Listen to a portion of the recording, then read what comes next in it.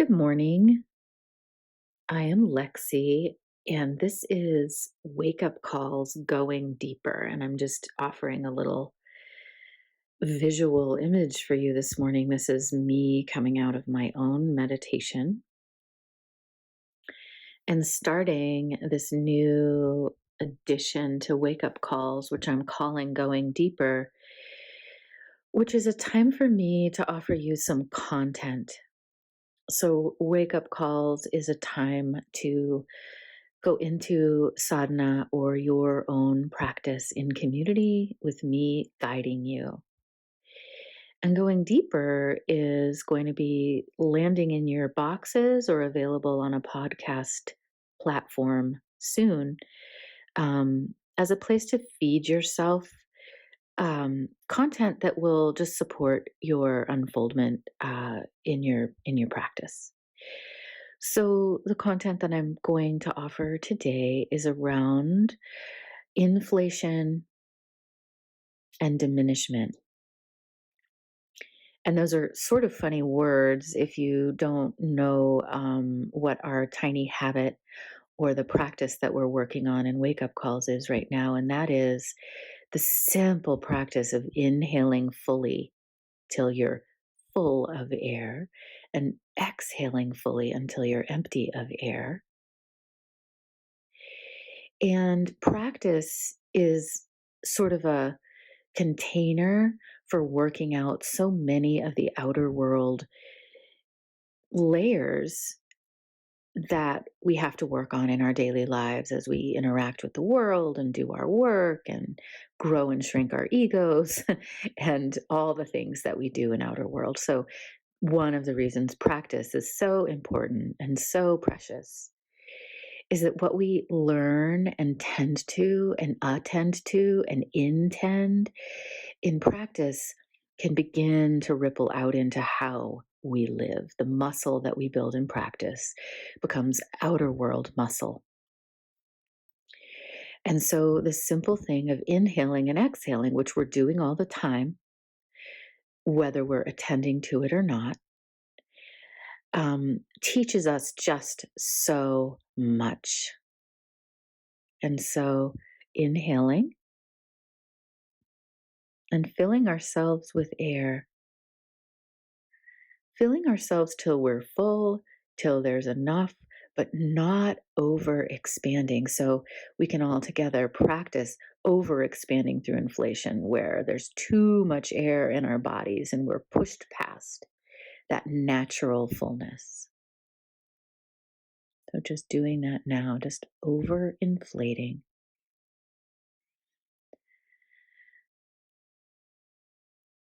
Yeah. And then again on the exhale, just emptying to the point of creating distress.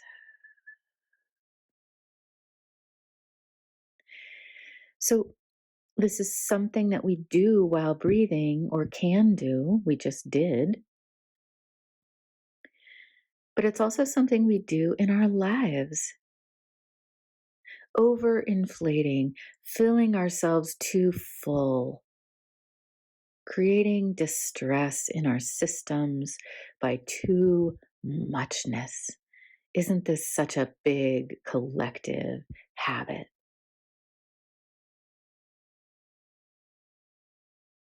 And how does the ego latch onto overinflation? And why would we want to not overinflate? So I just think about humanity's overinflation of our importance. How we seem to be acting out a belief that we matter more than every other living being.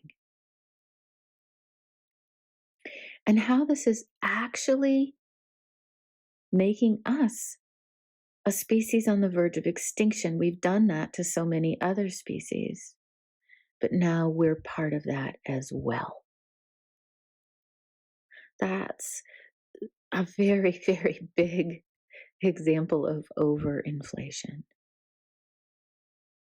The small examples are the way that we take so much more than we need pretty much every day. We eat too much food, we consume too many objects.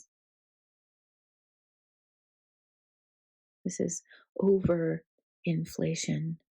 We just don't seem to know how much is enough. And again, this might be killing us. It's certainly killing our neighbors and our partners in life, the flora and the fauna. And this has got to start registering in our bodies as unacceptable. And how we can help it register in our bodies as unacceptable is really by breathing and by learning how big an inhale is the right amount of intake and learning to regulate ourselves this way. And it will actually affect our outer world movements.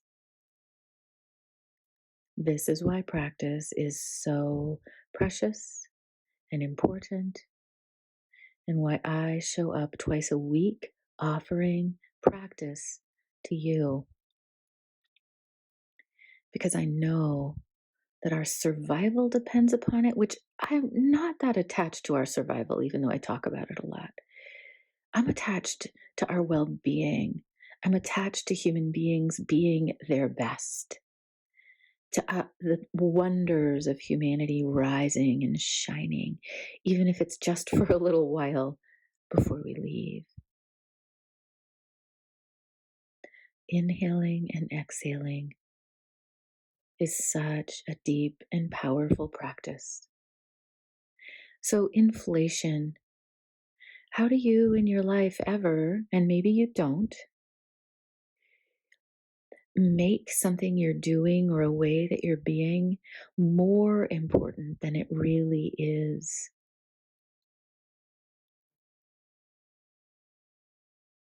How do you inflate your own importance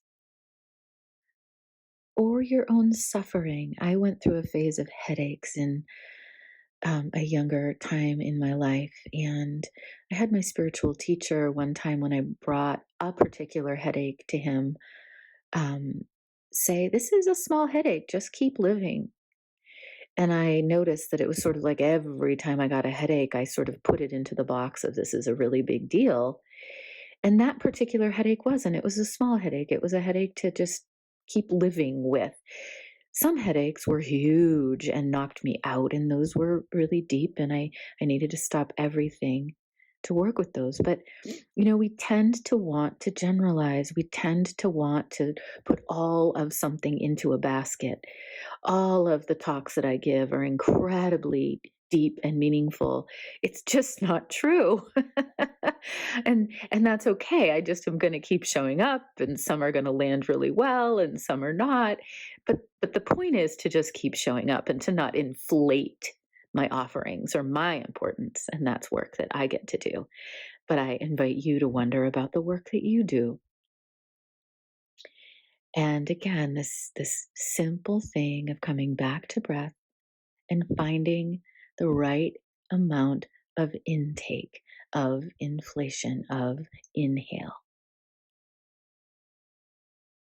So now, what about exhale? What about diminishment? And it's an interesting word, diminishment. Let's start with breath and exhale. How much is right emptying? Because there is a spot where if you push too much out and hold out for too long, you're going to freak your system out. And again, let's do that right now, or when you are able, having an inhale and then exhaling, exhaling, exhaling till you're empty. And then just pause there for a moment and notice that you can actually make yourself anxious. So don't stay, just go to whatever breathing you're doing. How do you diminish the importance of things? Just as we're inclined to inflate or overinflate, we also sometimes take away the importance of something. And one of the ways that I see it with people that I work with is when people say kind of a powerful statement and then right afterwards say, I don't know. I really just don't think that I can continue to blah, blah, blah, blah, blah. I don't know. And it's sort of like, that was a really clear statement, but we're almost afraid of our clarity sometimes. And so we'll do that diminishment. We'll take away what we know or diminish the power of our actions, the power of our violence, the power of our carelessness. Oh, well, that didn't really matter.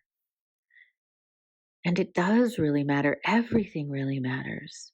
The question really is how much? How much does the killing of things in my garden matter? Because killing things in my garden is definitely necessary. But when do I ever kill things carelessly or violently or unnecessarily? Again, we're generalizers and we want to simply decide that this is always how it can be. And, that just doesn't serve and diminishes the power of every moment, of every breath, of every action. I think we tend to lean in one direction or the other. We tend to either be grandiose or diminishing, but I also know that we all do a little bit of both sometimes. So diminishing. How do we not only diminish ourselves, but others? How do we dismiss the cries of our children sometimes because we just don't have the bandwidth or the call of our partners or loved ones? How do we diminish and say, oh, that again, without really feeling into the call?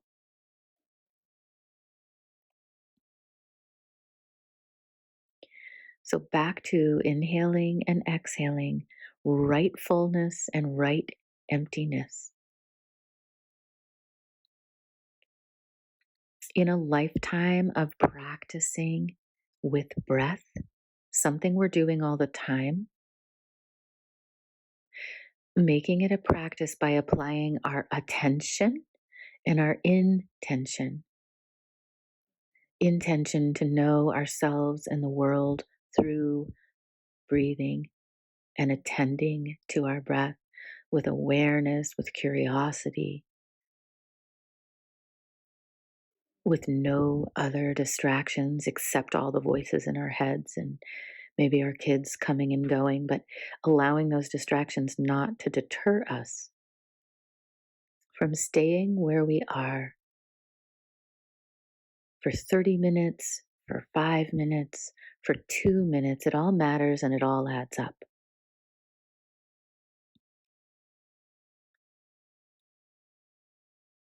Inflation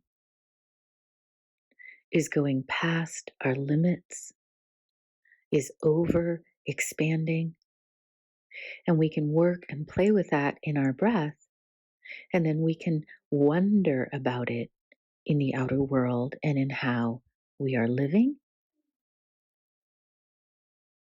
And then the same thing, exhaling and emptying, noticing our tolerance and our threshold for emptiness, which is beautiful and important work. Being able to tolerate the void is a life's work. In Buddhism, they talk about that as living your whole life preparing for death. Death is the void, and we avoid it as a culture. Oh my goodness, so very much, don't we? Keeping our days filled, keeping our minds filled. And when we find empty places, noticing how scared we get. So, breath practice is really powerful and worthy, even though it seems like we're doing nothing. And again, that's true. We don't want to overinflate it like, oh my God, sitting here listening to the devils in my head is the most important thing I've ever done in my life. That might be overinflation. And all the arguments about, come on, get going. You've got more important things to do. Just sitting here listening to your devils might be diminishment.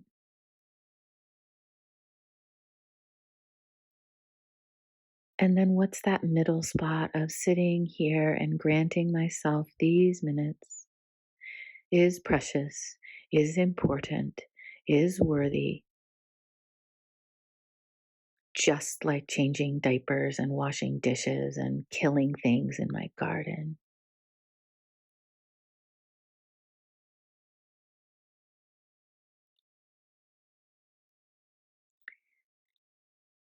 I think I've said enough for today. And if you brought yourself into a steady state and are still, maybe stay here just a little while with your breath and with your thoughts, just allowing them to come and go. I'm excited to be sharing this with you and hope that it fills out wake up calls for you if you're doing wake up calls. Maybe it makes you curious about wake up calls if you're not. I hope that going deeper offers your brain a place to rest because our brains do need a place to rest. Our brains are hungry to learn and to understand ourselves and the world, and we need to not dismiss that. So, may going deeper nourish your brain, thereby allowing you to settle and to find that still, steady, silent place inside yourself when you are able. Sending you love this day. Bless your hearts, bless your lives. Talk to you soon.